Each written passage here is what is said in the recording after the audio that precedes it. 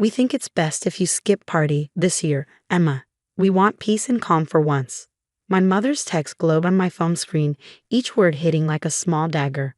Your sister Kate is bringing her new fiancé, and we don't want any tension. I stared at the message, 15 years of party, memories flashing through my mind. 15 years of hosting elaborate celebrations in my restored Victorian home, of cooking meals that took days to prepare, of decorating every inch of space to create the perfect holiday atmosphere, all dismissed with a single text. My name is Emma Sullivan, and at 38, I'd just been uninvited from my family's party celebration, the one I'd been hosting since I was 23. The irony wasn't lost on me. They wanted to celebrate in peace in my sister's small apartment instead of my spacious home, the home they'd once called too extravagant, too ambitious for a single woman. Perfect, I typed back, surprising myself with how steady my fingers felt. Enjoy your holidays. My mother's response was immediate. Don't be difficult, Emma. You know how you can get intense about everything. Kate wants a simple celebration this year. Intense. That's what they called my attention to detail, my desire to make everything special.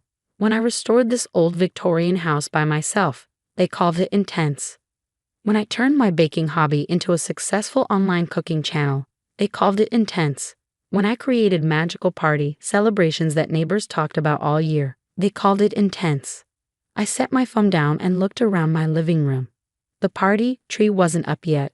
It was only November 30th. But I could already picture where everything would go.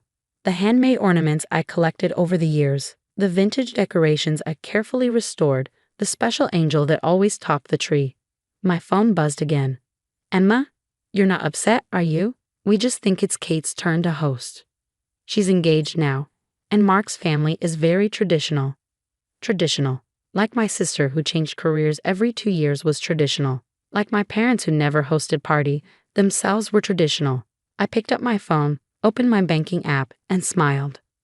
No worries at all, I replied. I have other plans anyway. And I did. Plans that had been in motion for months, plans that would make this party unforgettable, just not in the way my family expected. The next morning, I made 2 calls. The first was to my friend Olivia, who ran the local children's home. Everything's set, she told me excitedly. The kids can't wait. Are you sure about this, Emma? More sure than I've ever been, I replied, my heart warming at the thought of what was to come. The second call was to my agent. Yes, I had an agent now, another thing my family dismissed as intense. The contract's signed, she confirmed. The Food Network loved your party, special pitch. They'll start filming next week. I hung up and looked at my phone. 3 more texts from my mother, each more probing than the last. What other plans? You always host Christmas. Are you going somewhere? Emma, answer me. I set my phone to silent and pulled out my planning notebook. The one my sister had mocked as obsessive last party when I was organizing the perfect holiday meal. This year, it held different plans, special plans. The doorbell rang, interrupting my thoughts. It was Mrs. Anderson from next door, clutching a tin of cookies. Emma, dear, I just heard from your mother at the market. Is it true you're not hosting party this year? The whole neighborhood looks forward to your celebrations. I smiled, taking the tin. Don't worry, Mrs. Anderson. Party isn't canceled. It's just going to be different this year. Very different.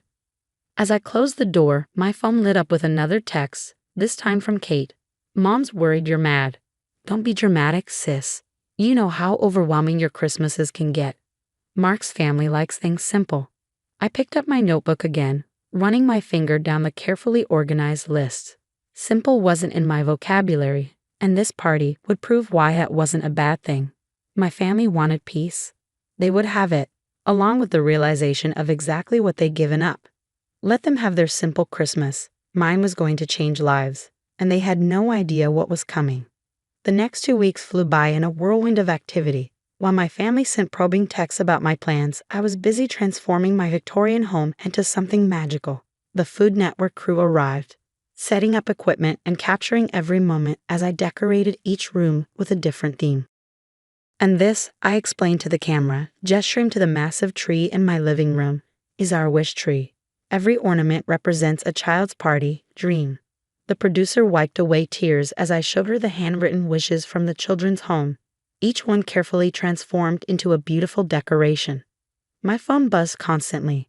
Kate's messages grew more irritated. Mom says you're not even answering about party, dinner preferences. Are you trying to make me look bad? I smiled, remembering how last year she complained that my traditional party, dinner, was showing off. Now, apparently, my absence was equally problematic. The local news caught wind of what was happening. Local chef partners with children's home for party, miracle, read the headline. My mother called immediately. Emma, what's this article about? Are you doing this to spite us? No, Mom, I replied calmly, watching as volunteers helped set up the outdoor light display.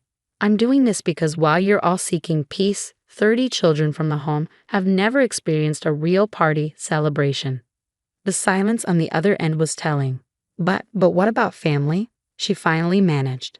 Exactly, Mom. What about family? My father tried next, his gruff voicemail message almost making me laugh. Princess, your sister's very upset. She thinks you're trying to steal attention from her engagement. Can't you just come to her apartment for a quiet dinner instead of whatever this is? I was reviewing the final plans with Olivia when Kate showed up unannounced. She stood in my foyer, taking in the transformation with wide eyes. What is all this? The house was stunning. Each room told a story. The dining room set for 35 children plus staff. The living room with its massive wish tree. The kitchen preparing for cooking lessons where the kids would learn to make party cookies. This, I said, gesturing around, is what party should be about. Not peace and quiet, but joy and giving.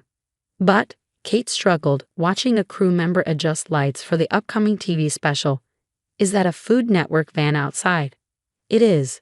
Turns out my intense approach to party is exactly what they were looking for. The special airs on party eve. Kate's face flushed. So this is about showing us up. Making us look bad for wanting a simple family Christmas. I shook my head, handing her a folder. Inside were photos and stories of each child who would be celebrating here, along with their party wishes. No, Kate. This is about making sure these children have the party they deserve. The kind of magical celebration I used to create for our family, before it became too overwhelming for everyone. She flipped through the pages, her expression softening. Emma, hi. You should go, I said gently. You have your simple party to plan, remember? Mark's traditional family is waiting. After she left, Olivia squeezed my arm. Your sister looked shocked. She's not the only one who'll be surprised, I replied, checking my planning notebook one last time. Everything was falling into place perfectly. That evening, my mother called again. Emma, honey, we've been thinking. Maybe we were hasty about Christmas. Your house has always been perfect for hosting, and sorry, Mom. I cut her off. But everything's arranged now. The children's home is counting on this celebration, and the Food Network has their schedule set. You and Kate enjoy your peaceful Christmas. I'll be creating some magic here. I could almost hear her mental calculations, the lost opportunity to be part of what was becoming the talk of the town, the realization that their simple party wouldn't make the same impact. But we're family, she tried one last time. Yes, I agreed, watching more decorations being carefully placed. We are. And sometimes family needs to learn that peace isn't about excluding people. It's about embracing what makes each person special. As I hung up, another text from Kate popped up. I showed Mark the folder. He wants to know if you need more volunteers for the children's celebration. I smiled, adding his name to my volunteer list. Maybe some traditions were worth keeping after all, just not in the way my family had expected. Party Eve arrived with a blanket of fresh snow, making my Victorian home look like something out of a fairy tale. The Food Network crew was capturing every moment as excited children from the home arrived in small groups, their eyes wide with wonder. Welcome to Party, Magic. I greeted each child, my heart warming at their amazed expressions. The house had been transformed beyond even my expectations. Every room sparkled with lights, each space designed to create perfect memories. My phone had been surprisingly quiet for the past few days. After Kate's fiancé and Mark volunteered, something had shifted. He'd spent several evenings helping set up, clearly impressed by the scale of what we were creating. Your sister talks about simple celebrations, he'd said one night. But this is what party should be. The party special began airing at 7 p.m. I was too busy with the children to watch, but Olivia kept me updated on the social media explosion. Our small town was trending as viewers across the country shared their emotional responses to seeing the children's wishes come true. At 8 p.m., my doorbell rang. I opened it to find Kate standing there, tears in her eyes. "I just watched the special," she whispered. "Emma, I'm so sorry, we were wrong. All these years we called you intense when you were just magical." Behind her stood my parents, looking both ashamed and awestruck. My mother clutched her handkerchief, while my father couldn't stop staring at the joy-filled scene through my front windows. "The way those children look at you," my mother said softly. "It's the same way you used to look when planning party each year, before we started complaining about it being too much." I stood in my doorway, watching their faces as they took in everything. The children decorating cookies in the kitchen, the singing coming from the living room, the pure happiness that filled every corner of my home. "Peace comes in many forms," I said finally. "Sometimes it's in the quiet, but sometimes it's in the chaos of joy." My father stepped forward, pulling me into a tight hug. "Princess, we forgot what party really means. Can you forgive us?" Before I could answer, one of the younger girls from the home came running up. "Miss Emma, come quick. Tommy just found his wish ornament on the tree." I smiled at my family. "Would you like to come see what real party magic looks like?" They followed me inside, where Tommy, a shy 8-year-old, was clutching his ornament with trembling hands. Inside was a note confirming his greatest wish. He'd been approved for adoption, and his new family wanted to surprise him tonight. As Tommy fell into his new parents' arms, there wasn't a dry eye in the house.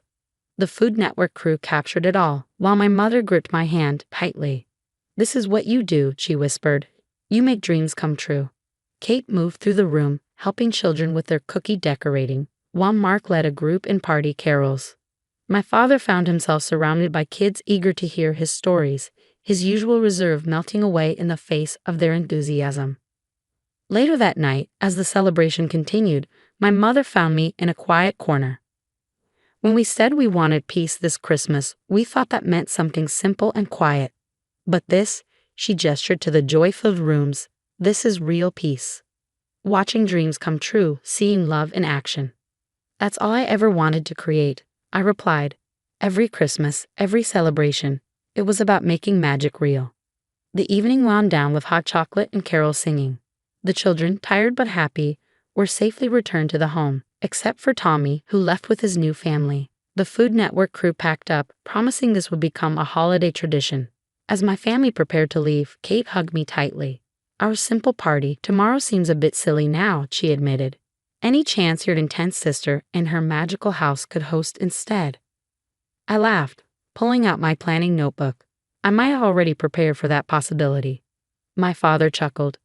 "Of course you did, Princess. You always think of everything." And so party day found my family back in my Victorian home, celebrating together as we always had. But this time, there was no criticism of my intense planning, no complaints about it being too much. Instead, there was appreciation for the magic that attention to detail could create, understanding that sometimes the biggest gestures bring the most peace, and recognition that family means accepting and celebrating what makes each person special. As we sat down to dinner, my mother raised her glass. "To Emma," she said, "who taught us that peace isn't found in simplicity, but in the joy of creating magic for others." I smiled, looking around at my transformed family. Sometimes the best gifts come wrapped in unexpected lessons, and the greatest peace comes from being truly understood.